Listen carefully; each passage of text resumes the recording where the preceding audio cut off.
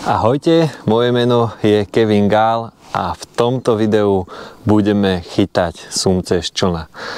Budeme chytať systémom na trhačku z člna, zakotvený takto kúsok od brehu. Prečo z člna? Toto miesto za mnou veľmi neprístupný breh. Určite sa tu inak ani chytať nedá ako z člna. Neprechytávaný úsek rieky, čiže preto z člna. Poďme sa spolu na to pozrieť, či táto rybačka na tomto neprechytanom úseku rieky bude úspešná.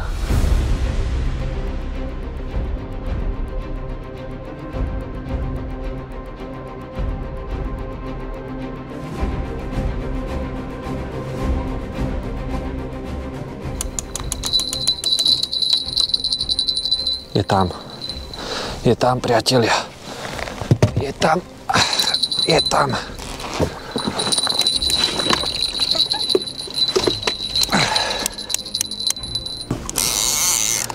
Tak priatelia, len chvíľku potom, čo som dopovedal, že poďme sa na to pozrieť, či bude úspešná, prichádza záber, ale musím ísť za ním, lebo teraz cítim, že niekde to drhne a pravdepodobne mi preplával cez nejakú prekážku počas dolávania.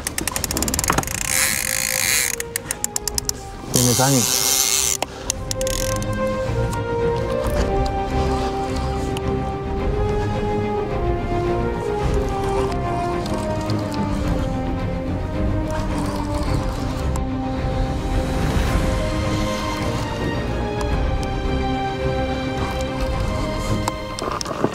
No, presne, som to vedel. Už to tam brhne stromy.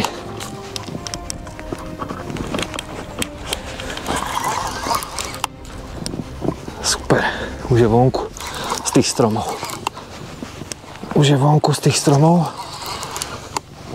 Už je vyslobodený. Super. Tak.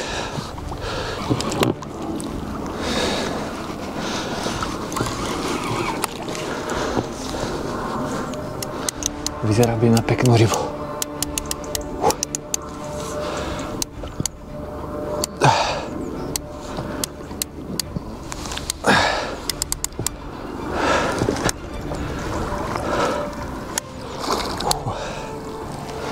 Robí krásne víry.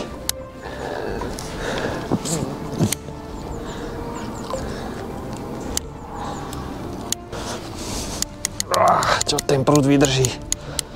To je neskutočné. Sú ideálne podmienky pod mrakom a púšťa bubliny.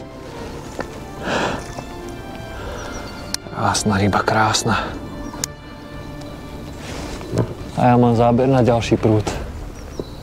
No jasné. Pekne.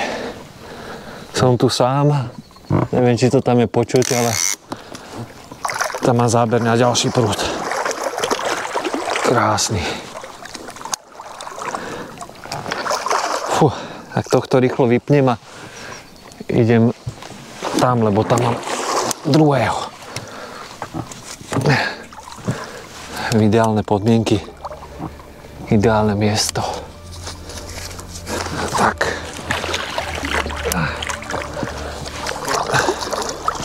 Tak, 190. Zhruba. Krásny. Pozrite sa na ňo. Priatelia. Krásny sumček.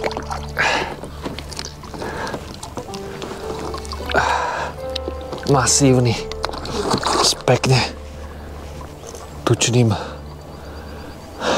Tak, púšťame ho naspäť. Tak. Nejdem ho ani dvíhať, lebo je ťažký a tu už celého by som ho nedvihol. Len tak. Ale ukážem vám ho. Ešte raz vám ho môžem ukázať takto. No. Len to tam je vidno. Ale 182 určite.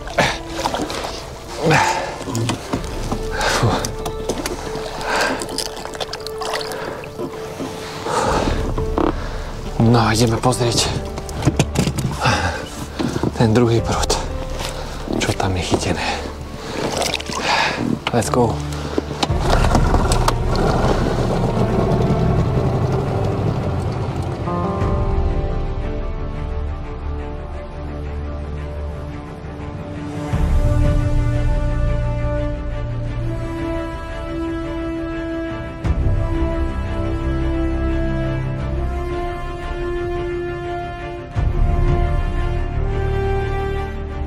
Tuto je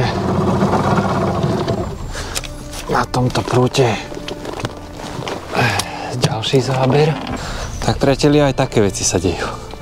2 zábery naraz. Neskutočné. Idem, na chvíľu vypínam kameru a hneď ideme na to.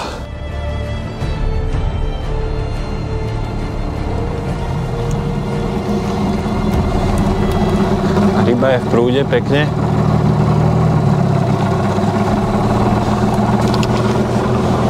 Prúd proti prúdu, čiže to tu je napevno na karabínku.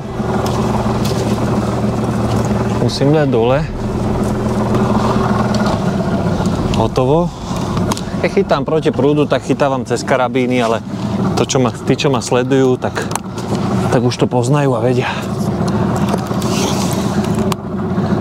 A teraz testujeme vlastne nový freestyle od Blacketu. Vypnem ten motor.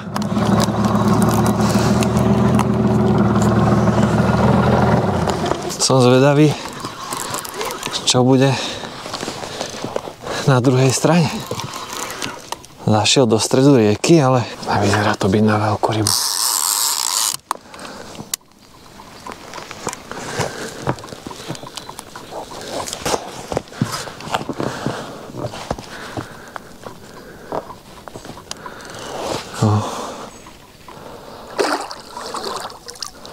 Taká 160-ka.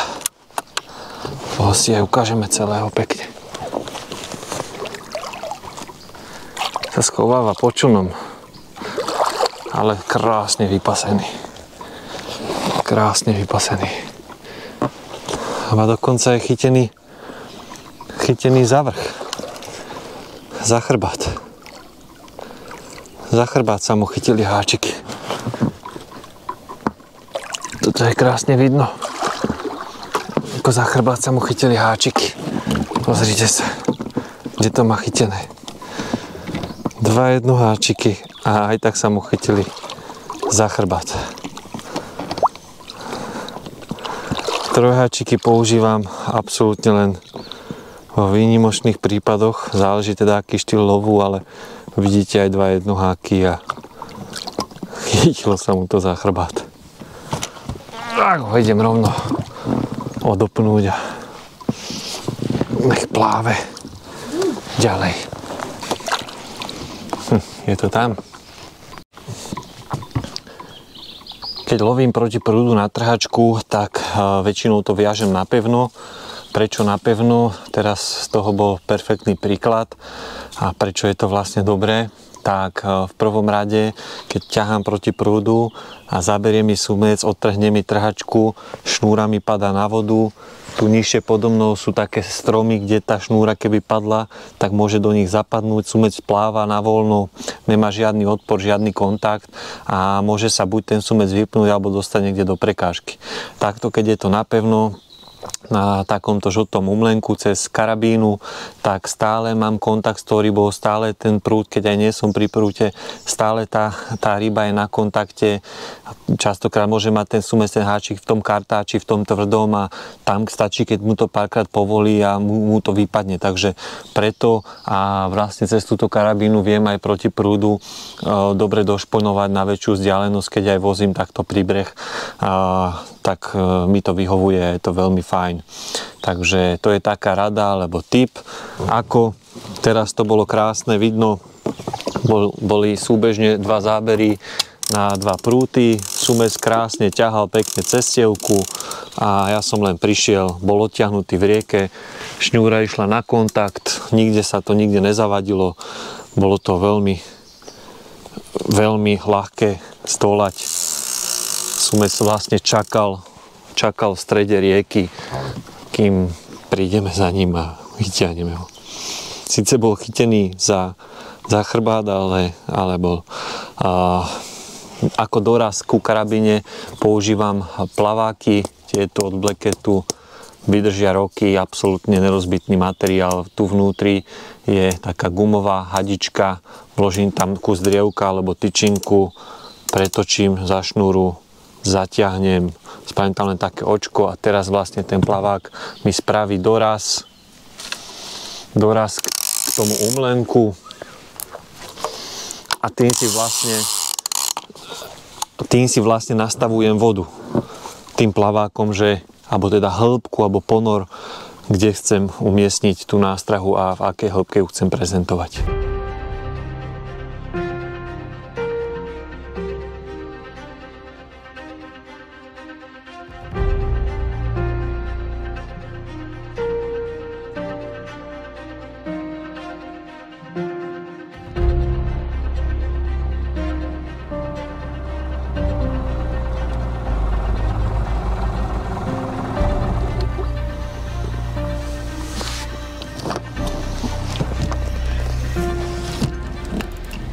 Aj takto to môže dopadnúť, keď si zabudnete na kamere zapnúť mikrofón.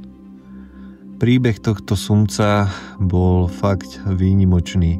Rozpoviem vám ho aspoň takto so svojou nahrávkou do tohto videa.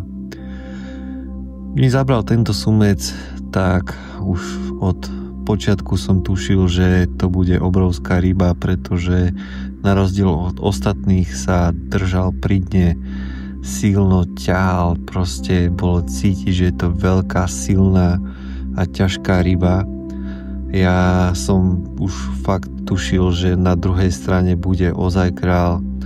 Sumec s neskutočnou formou, neskutočným bruchom, vynikal vlastne tými vlastnosťami, ktoré mal, pretože na danom mieste sa mi len dovtedy podarilo loviť síce pomerne veľké sumce, ale nie takýchto rozmerov. Tento sumec bol absolútny unikát, čo sa týka šírky, hrúbky, sfarbenia. Ozaj sa mi ten sumec vril do pamäte a na ten súboj a na zážitok, keď sa mi prvý raz vynoril pri člne, asi nikdy nezabudnem. Bola to ryba, ktorá ozaj atakovala 100-kilovú hranicu a možno aj 100 kg mal. Neviem, nevážil som ho, pretože som bol pri vode sám a dokonca som sumca ani nemeral. Pre mňa nie sú tak podstatné miery ako ten zážitok z tej zdolávačky, ten samotný príbeh, ktorý som tam zažil. Bol som tam sám, len ja a rieka a nikto druhý, takže to, čo som tam zažil, sa mi fakt vrilo do pamäte a nikdy na to určite nezabudnem. Tým, že sa ten zvuk nenahral, možno tie emócie nie sú také, ako boli v ten daný čas, ale ja ten príbeh mám uložený hlboko v mojej mysli a pamäti a dúfam, že sa čoskoro budem môcť vrátiť na tieto miesta, kde som úspešne lovil. Na záver by som povedal, že priatelia, vážme si tieto ryby, pretože aby sme za nimi nemuseli cestovať dlhé stovky kilometrov a vážme si aj na našich vodách, na slovenských a českých vodách tieto ryby, pretože ukrývajú aj takéto poklady, aj naše vody, či české, či slovenské a už je to len na nás, ako sa budeme k tým rybám správať, či s úctou a podporovať režim chyť a pusť, alebo zase uvidíme niekde v telke na markíze alebo v novinách sumca niekde zaveseného na háku a mŕtvého. To je asi taká myšlienka možno ku koncu tohto videa a ja dúfam, že sa vám video páčilo a či už takto s nahovoreným audio, pretože ozaj ma to mrzí, že som ten mikrofón nezapol.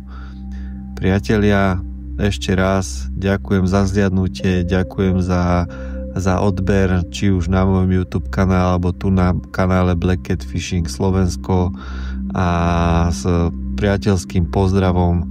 Ahojte všetci, do ďalšieho videa. Tak priatelia, sme na konci tohto videa. Ja dúfam, že z tých záberov, ktoré sa mi podarilo natočiť, sa vám podarilo aspoň trošku priniesť nejakú tú atmosféru alebo ten príbeh, ktorý som tu na tejto výprave zažil. Táto výprava pre mňa, pre samého, bola veľmi náročná, nakoľko som často menil miesto, sťahoval sa, takže na to točenie nebolo až toľko času, ako by som chcel, alebo ako by som si to predstavoval. Každopádne dúfam, že ste si video užili, niečo z toho, čo som natočil, a nejdem to zdržovať, len dúfam, že sa uvidíme do budúcna pri nejakých ďalších videách, prípadne niekde na rybách. Ďakujem za zhliadnutie, ďakujem za odbery, pozdravujem všetkých, majte sa, držte sa a chytajte sumce.